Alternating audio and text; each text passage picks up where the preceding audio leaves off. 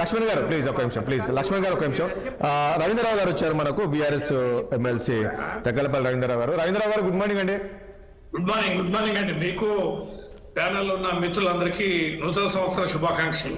Thank you అండి మీకు కూడా.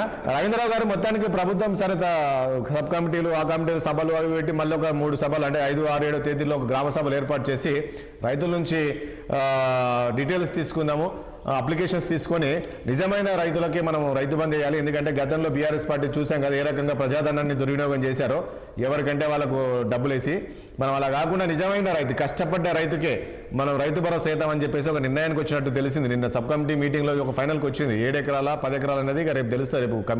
రేపు క్యాబినెట్ మీటింగ్ ఉంది నేపథ్యంలో. ఎట్లా చూస్తారు ఈరోజు మీరు గతంలో చేసిన తప్పులు ఈసారి మేము చేయదలుచుకోలేదు అనేది ఈరోజు కాంగ్రెస్ సర్కార్ చెప్తుంది. రాజేష్ గారు, ఇప్పుడు అన్నిటికీ లెక్కలు ఉన్నాయి. చీటికి మాటికి దరఖాస్తులని ప్రజల్ని విసిగించి వేసారెలా చేయడం, కాలయాపన చేయడం, ఇదంతా ప్రజలను మెట్లెక్కించి అధికారుల దగ్గర ఇది చేరగలబడేలా చేయడం అనేది సరి అయింది కాదు. ఇప్పుడు నాలాలు, రాళ్ళు, గుట్టలు, రోడ్లు, వెంచర్లు అన్నిటికీ సంబంధించిన డేటా ఉంది. లేదని ఒక ప్రకటన చేయమనండి పొంగులేటి శ్రీనివాసరెడ్డి గారిని. మా దగ్గర భూములకు సంబంధించి లెక్క లేదండి, సాగయ్యే భూమి ఎంత తెలీదు, మాకు వ్యవసాయేతర భూముల లెక్కలు మా దగ్గర లేవు, ఈ సమాచారం అంతా ఇప్పుడు సేకరించాలని ఒక్క మాట అనమానండి. ఇది తప్పు రాజేష్ గారు, ప్రజలు తప్పులో పట్టించడం. మొన్న రుణమాఫీ సంబంధించి కూడా దరఖాస్తు చేసుకోండి అంటారు. ఇప్పుడు చదువుకోని వారు ఉంటారు, పేదలు ఉంటారు, అన్ని రికార్డులు ఉంటాయి కదా. ఇప్పుడు బ్యాంకులలో పోతే, కోఆపరేటివ్ బ్యాంకులలో పోతే రైతులకు ఎంత అప్పు ఉంటుందో తెలుస్తుంది. అప్పుల ప్రకారం వాళ్ళ రికార్డు ఉంది, ల్యాండ్ తెలుసు, అప్పు ఉంటుంది. వాళ్ళు దరఖాస్తులు పెట్టమని, దరఖాస్తులు పెట్టుకోలేదు కాబట్టి మీది పరిగణలోకి తీసుకోమని అంటారు. ఈ దరఖాస్తు పెట్టుకునే విధానం ఇది కాదని అంటారు. దరఖాస్తులు ఎన్నిటికి అనుకుంటున్నారు? ఇందిరమ్మ ఇళ్ళకి దరఖాస్తు అంటారు, డేటా లేదా? ఇళ్లకు సంబంధించి మాకు ఇల్లు లేని వాళ్ళు, అరే ఏ గ్రామ పంచాయతీని అడిగినా యంత్రాంగం ఉన్నది కదా. కొత్త జిల్లాలు, చిన్న జిల్లాలు, ప్రతి విలేజ్ సెక్రటరీ ఉన్నారు. ఒక్క పూటలో ఇస్తారు సమాచారం. ఎట్లా నేటి వీళ్ళు ఇట్లా మాట్లాడితే వీరికి ఇల్లు లేని వాళ్ళని దరఖాస్తు అంటే అది రేషన్ కార్డులకు దరఖాస్తులు పెట్టుకోమంటారు, హెల్త్ కార్డులకి దరఖాస్తులు పెట్టుకోమంటారు. ఏం పిచ్చోళ్ళలా కనిపిస్తారా మీకేమైనా? సో ఇదంతా ఒక కాలయాపన చేయడానికి అంటారు. డబ్బులు లేక ఎమ్మెల్యేలని నేను ఒకటే చెప్తాను రాజేష్ గారు, మా పెద్దలు దిలీప్ గారు అబద్ధాలు ఆడలేడు కానీ కాంగ్రెస్ పార్టీలో ఉండి వారు గొప్ప వ్యక్తి. వారిని ఇబ్బంది పెట్టడం కాదు కానీ నిజంగా ఎమ్మెల్యేలు బాగా సఫర్ అవుతున్నారు గ్రామాలలో.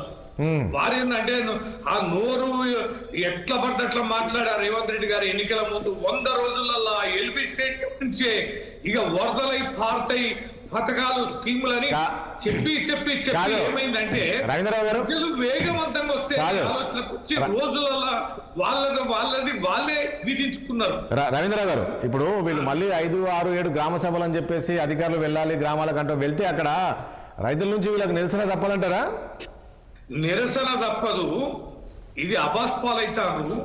ఎమ్మెల్యేలు సరిగ్గా మీరు అడగండి, ఎంతమంది కాంగ్రెస్ ఎమ్మెల్యేలు నియోజకవర్గ పర్యటనలో పోతారో చెక్ చేయమనండి. అంతేనా? చాలా మంది ఎమ్మెల్యేలు కూడా ఇప్పుడు నేను జిల్లాలో ఉన్నా, నా జిల్లాలో ఉన్నా, నా ఊళ్ళోనే ఉన్నా మా ఎమ్మెల్యేలు తిరగడం లేదండి గ్రామాలలో, ఇబ్బంది పడతారు. వాళ్ళు పోగానే రేషన్ కార్డు అంటే ఏమై, పోగానే ఇల్లు అంటారు ఏమై, పెద్ద మనుషులు ముసలోళ్ళు వస్తారు, మాకు 4,000 ఇస్తామంటారు ఏమై, ఆడ మా మహిళలు వస్తున్నారు మా 2,500 ఏమై, మా కులం బంగారం ఏమై, మా కళ్యాణాలు.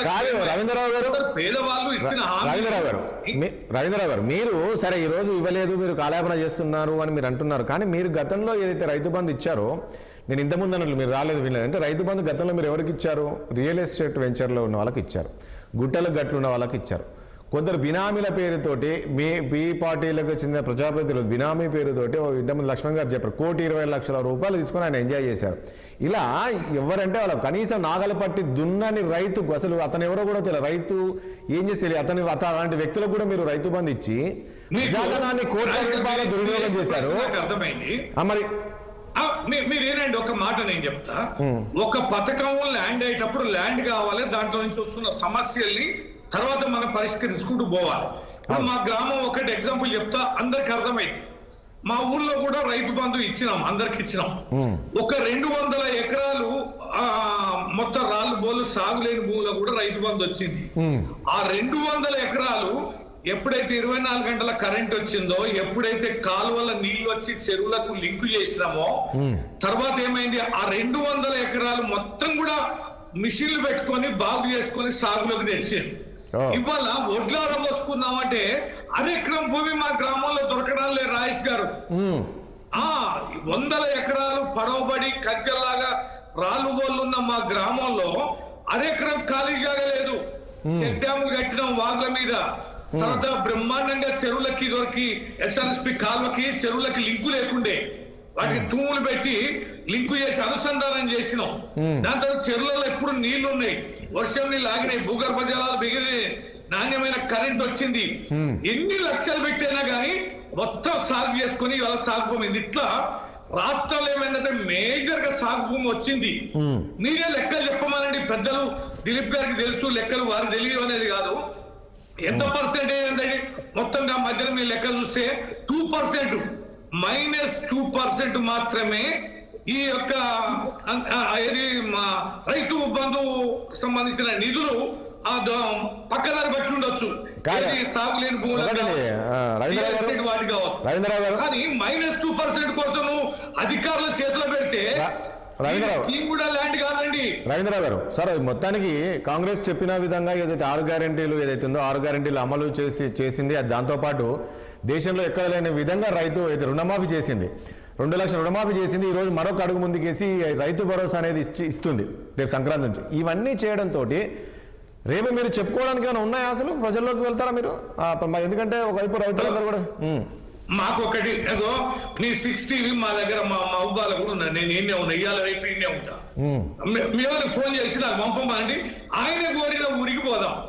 పోయినాక మీకు రైతు ఇది రుణమాఫీ అనేది ఎంతమందికి రైతులు మీ ఊళ్ళో ఉన్నారు, అప్పు ఎంతమంది తీసుకున్నారు, ఎంతమందికి వచ్చిందని అడుగుదాం. 40% కనుక మించి వస్తే వాళ్ళు రుణమాఫీ చేస్తుంటే నేను రాజీనామా చేస్తా ఎమ్మెల్సీగా, సాక్షిగా, దిలీప్ కుమార్ గారు సాక్షిగా. కరెక్ట్. మీరు గతంలో మీరు చాలా సార్లు సవాల్ విసిరారు. కరెక్ట్. దిలీప్ గారు మొన్న కూడా అన్నారు, రవీంద్రరావు గారు చాలా గట్టిగా బలంగా చెప్పారండి. మీరు ఏ గ్రామానికైనా వెళ్దామంటున్నారు ఆయన. ఇప్పుడు వాళ్ళ చుట్టుపక్కలే కాదు,